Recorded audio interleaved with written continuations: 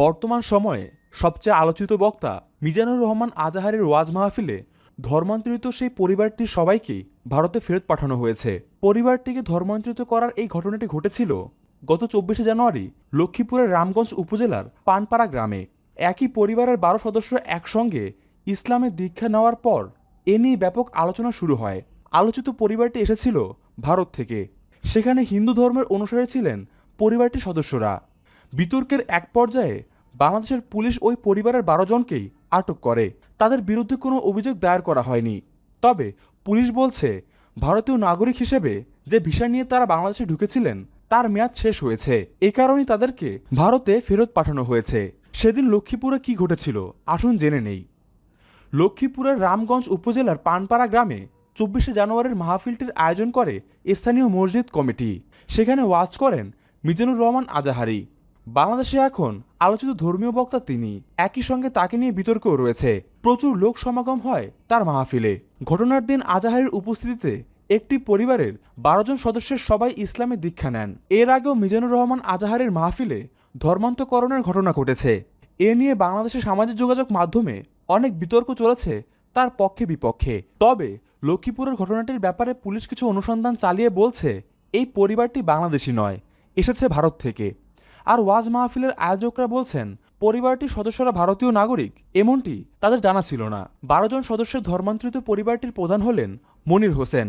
এর আগে ভারতের শঙ্কর অধিকারী নামে তিনি পরিচিত ছিলেন।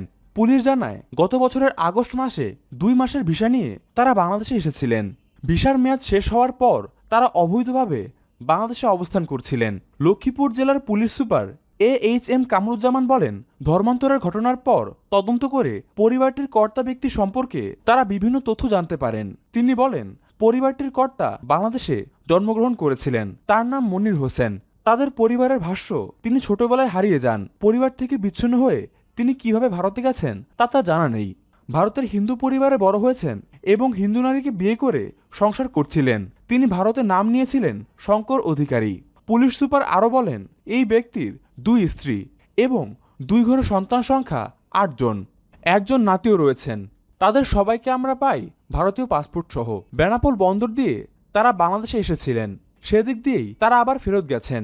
মনির হোসেন বা শঙ্কর অধিকারীর মা ফাতেমা বেগমের সঙ্গে কথা বলে জানা যায়, লক্ষ্মীপুরের রামগঞ্জের চণ্ডীপুর ইউনিয়ন পরিষদের সদস্য তিনি। ফাতেমা বেগম বলেন, ঘটনাটি ছিল নাটকীয়। তার ছেলে হারিয়ে যাওয়ার 25 বছর পর তাদের মধ্যে যোগাযোগ হয় গত বছরের জুলাই মাসে। সে সময় শুধু গ্রামের নামে বা ঠিকানায় একটি চিঠি পাঠিয়েছিল মোবাইল নম্বর দিয়ে। একজন পোস্টমাস্টারের চেষ্টায় সেই নম্বরের মাধ্যমে তাদের যোগাযোগ হয়। এরপর তার ছেলে পরিবার নিয়ে গত বছরের আগস্টে দেশে আসে। ফাতেমা বেগম জানান, তার ছেলে পরিবারের সদস্যদের নিয়ে ইসলাম ধর্ম গ্রহণ করে বাংলাদেশে থাকতে চেয়েছিল। তবে মাহফিলে তার ছেলে কিভাবে ধর্মান্তরিত হয়েছে তা তার জানা নেই। তিনি বলেন, আমার ছেলে 2 বউসহ সন্তানদের নিয়ে আসার পর মুসলিম হয়। আমি তাদেরকে অন্য এলাকায় থাকতে বলেছিলাম। তারা কেরানীগঞ্জে বসবাস করছিল 6 থেকে 7 মাস ধরে। তারা মক্তবে গিয়ে ইসলাম ধর্ম গ্রহণ করেছিল এবং এরপর তাদের ওই মাহফিলে নিয়ে কালিমা পড়ায়। পরিবারটিকে ধর্মান্তরিত করার ক্ষেত্রে জোর করা হয়েছে কিনা বা এটি সাজানো ঘটনা ছিল কিনা, এসব নানা প্রশ্ন অনেকে তুলেছেন সোশ্যাল মিডিয়ায়। তবে মাহফিলে আয়োজকদের অন্যতম একজন মোহাম্মদুল্লাহ দাবি করেছেন, পরিবারটিকে ধর্মান্তরিত করার ক্ষেত্রে তারা জোর করেননি। তাদের নাগরিকত্বের ব্যাপারেও জানা ছিল না বলে তিনি উল্লেখ করেছেন। তিনি বলেন, পরিবারটির কর্তা মাহফিলের একদিন আগে আমাদের সাথে যোগাযোগ করেছিল। এরপর মাহফিলের দিন তারা এফিডেভিটের কপি সহ আইনজীবী নিয়ে এসেছিলেন।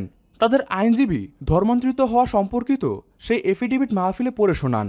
মোহাম্মদুল্লাহ আরও বলেন, তারা মিজানুর রহমান আজাহারির কাছে ধর্মান্তরিত হতে চেয়েছিলেন, কিন্তু আজাহারি সাহেবকে যখন আমরা প্রস্তাব দেই তখন উনি অপারগতা প্রকাশ করেন। কারণ কিছুদিন আগেও এরকম একজন বোন ধর্মান্তরিত হয়েছিলেন এবং তা নিয়ে আজাহারি সাহেবের বিরুদ্ধে অপপ্রচার হয়েছিল। সেজন্য আমরা মঞ্চে থাকা আরেকজন আলেমকে দিয়ে